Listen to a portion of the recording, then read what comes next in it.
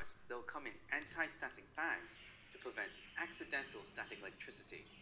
Be sure to keep them inside the bags until you need to install them on your computer. Now, let's get making this computer. We'll start by laying down the foundation of our computer, the motherboard. Remember, there are lots of different form factors for motherboards, and you want to make sure the one you purchase fits your computer case. We purchased a full-size desktop case and have a full-size ATX motherboard. On the motherboard, there are lots of screw holes which coincide with the holes in the desktop case too. You want to match up the holes on the motherboard to the holes on the desktop.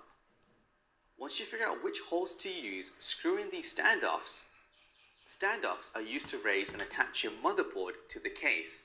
In this instance, our case has built-in standoffs. Let's start adding on components.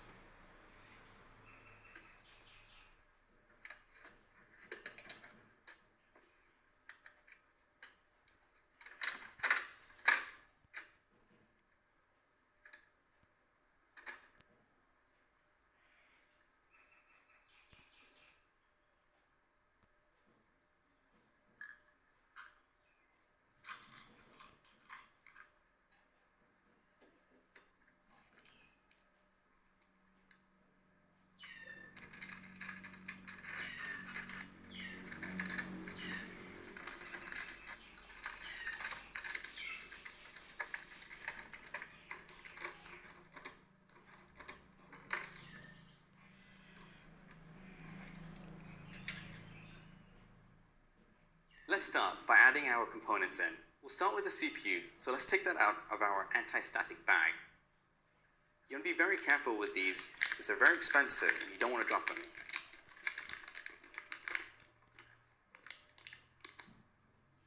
Once we've taken out the bag, let's line up the CPU with the motherboard socket. Something to note is this marker right here. This has to align with the CPU socket on the motherboard.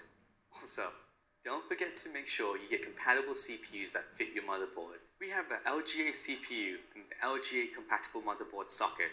So let's go ahead and align the correct orientation of the CPU and secure it in place like this. So like mentioned before, you want to make sure that the pointers on the CPU and the socket are aligned. The easy part is putting the CPU in. The fun part is securing this. Just note that when you secure the CPU in the socket, you do need to use a bit of force so it's tightly secured in. 2. Perfect. So now the CPU is secured in the socket. Now that our CPU is in place, we need to add our heatsink on top of it. The heatsink is used to dissipate heat from our CPU. I want to show you some cool things.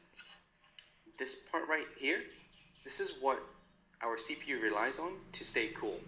It takes the heat from there and then uses this fan to blow it out. Before we attach the heatsink, we need to apply an even amount of thermal paste. Let me get that. This is the thermal paste. Thermal paste is used to better connect our CPU and heatsink, so the heat transfers from one to the other better. To get started, apply a dab of thermal paste and spread it evenly with a flat object. Let's do that on our CPU right here. So first thing that you want to do is slowly apply a slight dab on the CPU, like so.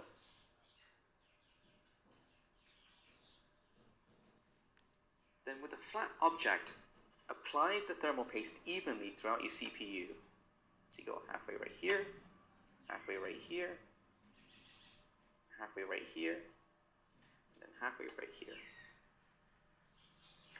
Just make sure that it's spread evenly throughout the CPU. You may have to do this multiple times to get this correct.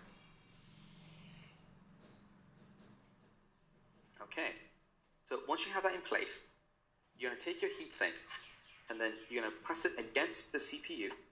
And something to note is these screws right here, they align with the CPU socket, so that can guide you while you put the heatsink on.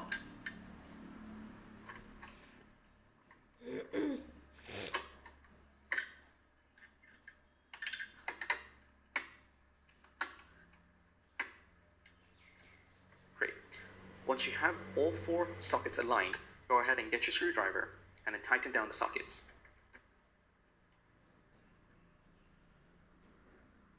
So one thing to do is to make sure that you screw opposite sides first, so you know that the heatsink is attached securely.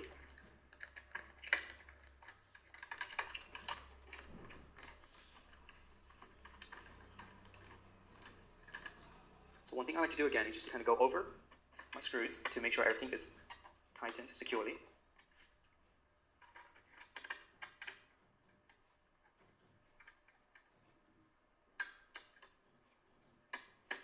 Great. Now that our screws are tightly on and our heatsink secured to the CPU, you have to plug the small LEDs into the motherboard. This is important because this is what controls the fan speed via the motherboard. Perfect. So now you've fully installed and connected your CPU to the motherboard.